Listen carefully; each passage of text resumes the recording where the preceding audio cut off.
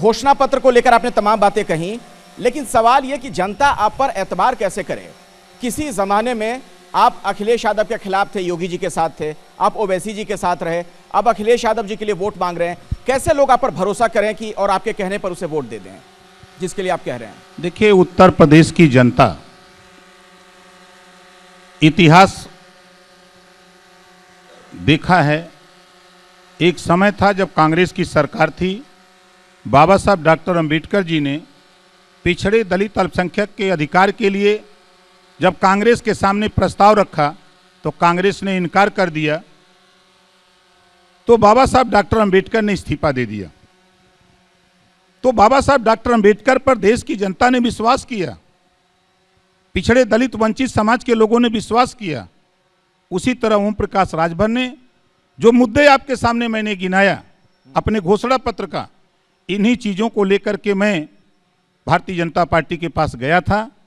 जब उन्होंने इस बात से मुकर गए तो चूंकि पहली बार हमारा उनका गठबंधन था, गठबंधन कैसे किया जाता है, क्या क्या बातें होती है, मुझे ये सब जानकारी नहीं थी।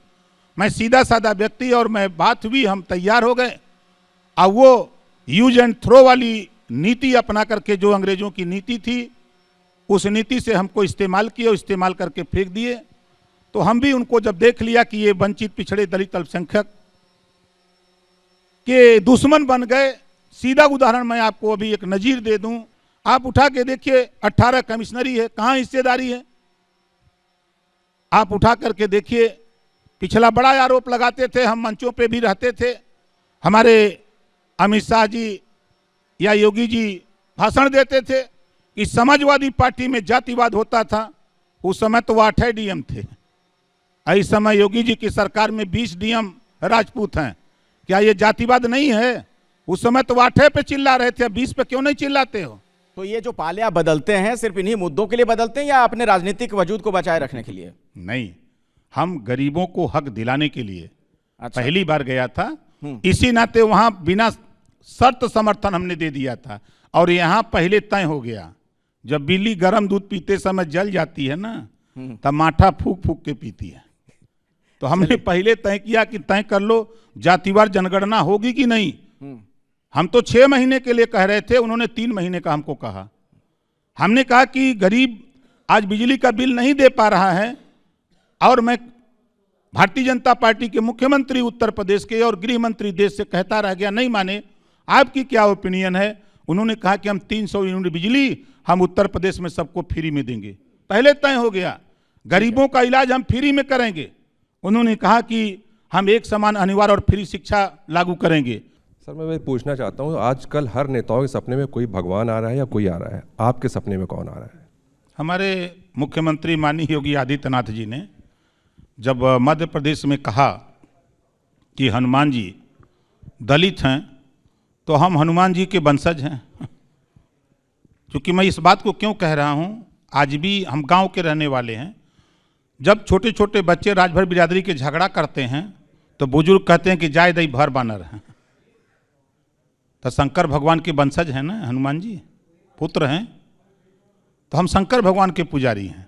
आज मैं अभी मीटिंग किया, मुझे भी आश्चर्य होता है कि जब तक मैं वहाँ था तब तक धूप थी, मैं वहाँ से निकला हूँ 5 मिनट के बाद बूंदाबांदी शुरू हो गई।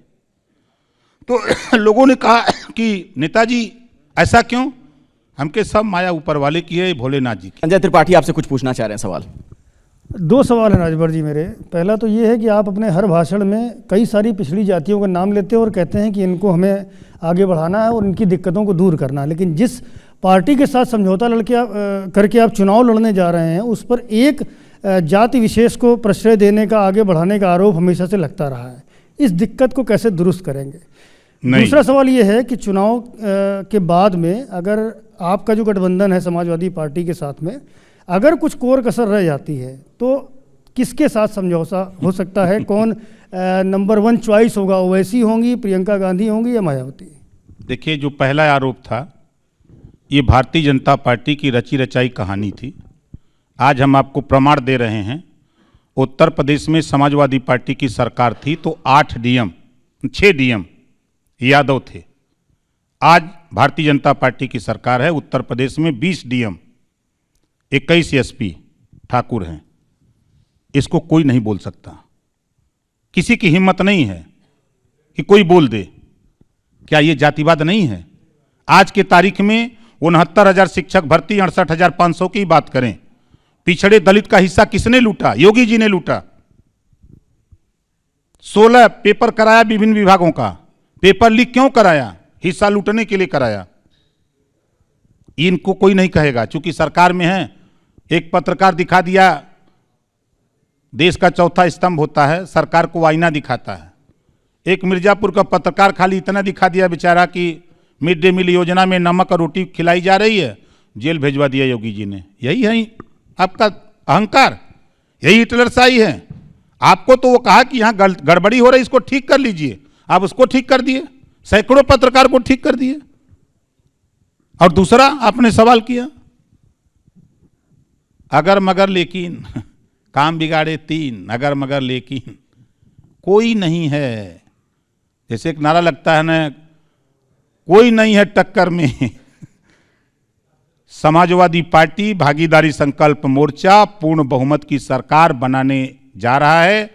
मजे की बात आपको बता दूं, जो भारतीय जनता पार्टी ने बीज बोया है, बबुल का बीज बोया है, आज उठा के देखिए। 1932 में बाबा साहब डॉक्टर अंबेडकर जी ने शेड्यूल कास्ट शेड्यूल ट्राइब्स को रिजर्वेशन दिया, और स्वीट पॉइजन की तरह मोदी जी ने सारे विभाग प्राइवेट में कर दिया, ले गए पहेट के, और उनका आरक्षण खत्म हो रहा है, खत्म कर दिया। बैकवर्ड का आरक्षण खत्म कर दिया।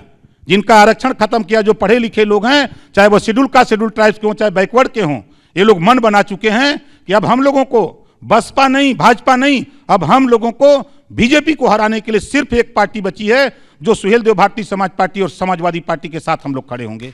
ये होने जा रहा है। लेकिन एक बात बताइए राजभर जी, फिर अखिलेश यादव जी को भी बार बार आपको यह एहसास क्यों कराना पड़ता है कि आपके बिना उनका काम नहीं चलेगा? आपका एक बड़ा मशहूर बयान है कुछ महीनों पहले, जो आपने बात कही थी कि साइकिल बिना हवा के चलती नहीं है, और जो अखिलेश जी की साइकिल है उसमें हवा का काम आप करेंगे। नहीं, देखिए, मतलब उनको आप क्या बताना चाहते हैं? मैं 2016 की बात करूं अगर, तो उस समय बहुजन समाज पार्टी उत्तर प्रदेश में जनता के दिमाग में बस रही थी। 9 जुलाई 2016 को जब माननीय अमित शाह जी के साथ एक रैली मैंने मऊ में किया, तो हवा का रुख मुड़ गया। वहीं से सपा और बसपा पतन की ओर जाने लगे, और सुहेलदेव भारतीय समाज पार्टी और भारतीय जनता पार्टी उत्थान की तरफ बढ़ने लगे। और भारतीय जनता पार्टी ने मेहनत किया, हमने भी मेहनत किया, सरकार बन गई। ठीक वही स्थिति आप लोग तो हमसे बेहतर जानते हैं, आप लोग हवा का रुख बहुत आंकते हैं। नहीं, लेकिन हवा तो आप भरने का काम करें। नहीं, हमने आपको दिखाया ना। देखिए, मैं बता दूं, एक दिन मैंने अखिलेश जी से 2 दिन में समझौता किया हूं। बात तो बहुत करता था, लेकिन बताता नहीं था।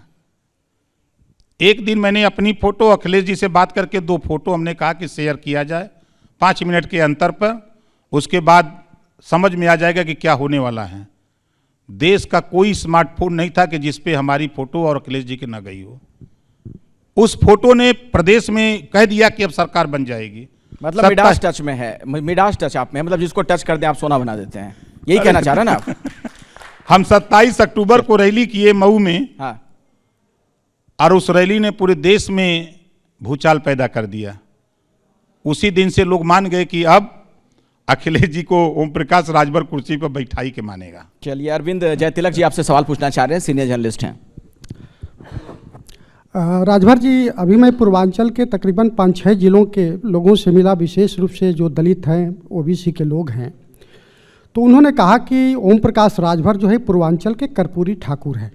मुझे अच्छा लगा, ये आपके लिए बड़ी सम्मान की बात है। लोगों ने अतीत से वर्तमान को जोड़ने की कोशिश की, लेकिन जब सम्मान बढ़ता है तो अपेक्षाएं भी लोगों की बढ़ जाती है। लोगों ने जानना चाहा कि जो मौजूदा सरकार है या इसके पहले की सरकारें हैं, अगर समाजवादी पार्टी की सरकार बनती है जिसमें आप शामिल होते हैं, आपको जिम्मेदारी मिलती है, तो कोई ऐसी 5 नीतियां आप बताएं जो हाशिए के लोगों के जीवन को परिवर्तित करेगा। और दूसरा सवाल ये है कि अगर आप सरकार में शामिल होते हैं तो ऐसी क्या आपके पास जो है नई पॉलिटिकल जो है केमिस्ट्री है जो भारतीय जनता पार्टी से अलग होगी जब आप शामिल हुए थे, और फिर आपका समाजवादी पार्टी से किसी तरह का वैचारिक टकराव नहीं होगा? देखिए, जिन लोगों से आपने बात किया उन्होंने अपनी भावना आपको बताई, मैं उनकी भावना का स्वागत करता हूं। कहीं न कहीं उनको विश्वास है कि एक नेता हमारे लिए लड़ रहा है। उनको विश्वास इस नाते हुआ कि सदन से लेकर सड़क तक वंचित, पिछड़े, दलित, अल्पसंख्यक, चाहे शिक्षा का सवाल हो, चाहे स्वास्थ्य का सवाल हो, चाहे रोजगार का सवाल हो, चाहे नौकरी का सवाल हो, चाहे शुल्क प्रतिपूर्ति का सवाल हो, चाहे छात्रवृत्ति का सवाल हो, चाहे जातिवार जनगणना का सवाल हो, चाहे घरेलू बिजली का बिल माफ़ी का सवाल हो, चाहे गरीबी उन्मूलन का सवाल हो, तो ओम प्रकाश राजभर वहाँ टहल करके पूर्वांचल के कोई गांव ऐसा नहीं है, पूर्वा टोला भी मैंने नहीं छोड़ा है, उनसे बताने का प्रयास किया हूं कि जब देश की आज़ादी की लड़ाई लड़ी गई तो हमारे देश के जिन लोगों ने लड़ाई लड़ी उनकी सोच थी कि देश आज़ाद होगा, छोटा छोटा प्रदेश होगा, कुटीर उद्योग लगेगा, कच्चा माल सरकार देगी, तैयार माल सरकार खरीदेगी। लेकिन ऐसा हुआ नहीं। हमें जिस धरती पे रहता हूं, अगर आपको बलिया के दोआबा, सहतवार, रेवती ले चलें तो बस्तियों में अगर पहुंचा दूं तो आप माथा पकड़ लेंगे कि आज़ादी के 75 साल में इनका ये आलम है। सरकारें बड़ा ढिढोरा पीटती हैं, आज भी उन गरीब, कमजोर, वंचित को छत नहीं मिली, चाहे जितना ढिढोरा कोई सरकार पीट ले। जिस बेचारे को दिहाड़ी पे मजदूरी करता, रिक्शा चलाता है, आज भी उसको रहने के लिए छत नहीं है। व्यवस्था है सरकार की, पिछली सरकारों में 5,000, 7,000, 10,000 रुपए में आवास मिलते थे, आज की सरकार में 40,000, 50,000 में आवास मिल रहे, बिक रहे हैं, नहीं मानेगा कोई। आपने अब जरा पूछिएगा, ठीक है, ये स्थितियां हैं। तो हमारा प्रयास है कि हम लोग एक नया सिस्टम, जैसे सरकार ई टेंडरिंग ले आई है, हम एक सिस्टम लाना चाहते हैं कि हम सूची गांव से बनवाएंगे, ना उसमें प्रधान का हस्तक्षेप होगा, ना बीडीओ का, सेक्रेटरी का, एडीओ का। हम यहीं से टेंडर डालेंगे, उस गरीब का छत बना करके ठेकेदार आएगा, कहीं उसको रिश्वत देने की जरूरत नहीं। एबीपी न्यूज आपको रखे आगे।